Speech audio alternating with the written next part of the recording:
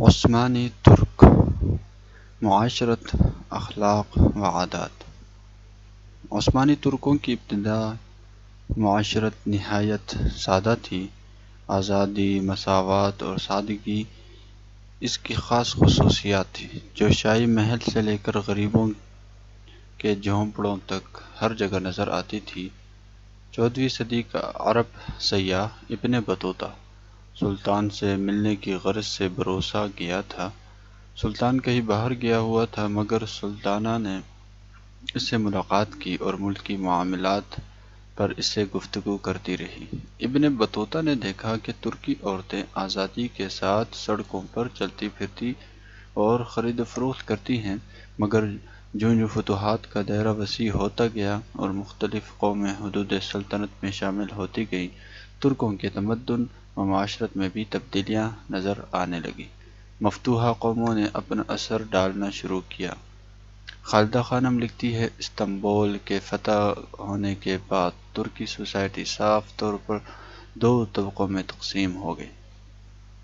سلطان اور ارکان سلطنت نے بازنطینی طریقے اختیار کیے، مثلاً پردہ، عورتوں کے لیے علیحدہ مکان، خواجہ سرا، نہ صرف تعداد ازدواج بلکہ رشتہ رکھنے کی قبیح رسم بھی رائج ہو گئی۔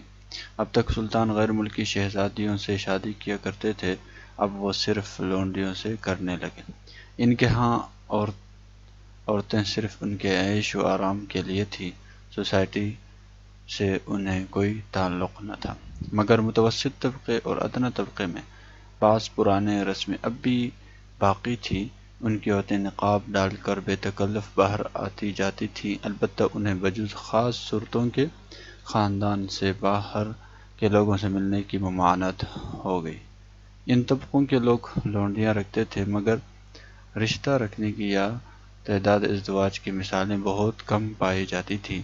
اگر متوسط درجے کی کسی ترکی عورت کا شوہر دوسری شادی کر لے تو وہ اس کی زندگی دشوار کر دیتی تھی۔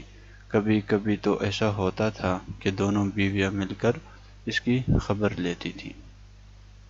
یہ چیزیں بہت تکلیف دہ تھیں اور ان کا اثر بچوں پر برا پڑتا تھا۔ البتہ ماؤں کے حقوق ان سب کے تغیرات کے باوجود قائم رہے۔ ماں کی محبت اور عزت دنیا میں عام ہے، مگر ترکوں میں یہ جذبہ بہت ہی گہرا ہوتا ہے۔ اس کی وجہ سے اکثر بہوؤں کے لیے بڑی مشکل ہوتی تھی کہ بڑی بیوی کے انتقال سے پہلے ان کی استبدادی حکومت سے نجات پانا ناممکن تھا۔ معاشرت کی سادگی۔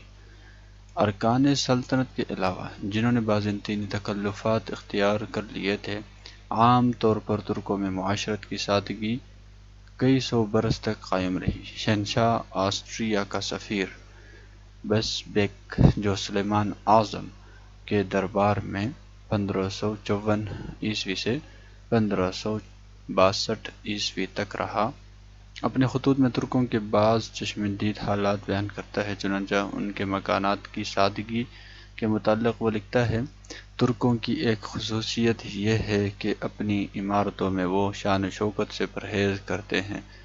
باتوں پر توجہ کرنا ان کے خیال میں غرور اور خود بینی کی علامت ہے۔ گویا انسان دنیا میں ہمیشہ رہنے کی توقع کرتا ہے۔ وہ اپنے مکانوں کو ویسا ہی سمجھتے ہیں جیسا کہ ایک مسافر سرائے کو سمجھتا ہے۔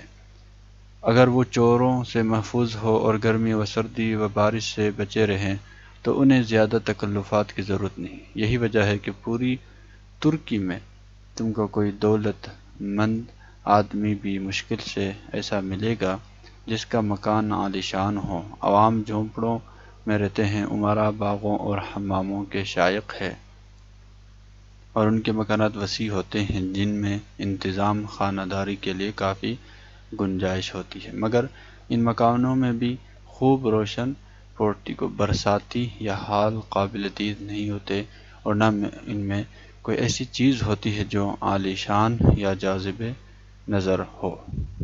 سلیمان اعظم کا عہد سلطنت عثمانیہ کے اوج کمال کا عہد تھا۔ اس زمانہ میں ترکوں کی یہ سادگی تعجب خیز ہے۔ مکانات کے علاوہ غذا کی سادگی کا بھی یہی حال تھا۔ بسبک لکھتا ہے، ترک کھانے پینے میں اتنے کفایت شعار ہے اور انہیں مزیدار چیزوں کا اس قدر کم شوق ہے کہ اگر روٹی نمک اور لہسن یا پیاز مل جائے اور ایک قسم کا ترکش دودھ جسے وہ برغورت کہتے ہیں تو پھر ان کو اور کسی چیز کی ضرورت نہیں ہوتی۔ وہ اس دودھ کو بہت ٹھنڈے پانی میں ملا کر روٹی کے ٹکڑے اس میں ڈال دیتے ہیں اور بہت گرمی اور پیاس کی حالت میں اسے کھاتے ہیں۔ ہم نے بھی اکثر شدید گرمی میں اسے بہت فائدہ محسوس کیا۔ یہ غذا نہ صرف خوش ذائقہ اور قابل ہضم ہوتی ہے بلکہ اس میں پیاس بجھانے کی بھی ایک غیر معمولی خاصیت ہوتی ہے۔ تمام کارواں سراؤں میں جو ترکی سرائیں ہیں، جیسا کہ میں پہلے بیان کر چکا ہوں، ترش دودھ اور دوسری قسم کی مزیدار چیزیں کثرت سے فروخت ہوتی تھی، کیونکہ ترک سفر کی حالت میں گرم کھانے اور گوشت کی ضرورت نہیں محسوس کرتے۔ ان کے ذائقہ کی چیزیں ترش دودھ، خشک آلو بخارا، شفتالو، سفرجل، انجیر، منقع اور شاہ دانہ ہوتی ہے۔ یہ سب چیزیں صاف پانی میں ابال کر مٹی کے بڑی بڑی کشتیوں میں رکھ دی جاتی ہیں۔ ہر شخص اپنی پسند کی چیز خریدتا ہے اور اس پھل کو روٹی کے ساتھ بطور چاٹ اور چٹنی کے کھا لیتا ہے، اور کھانے کے بعد بچا ہوا عرق پی جاتا ہے۔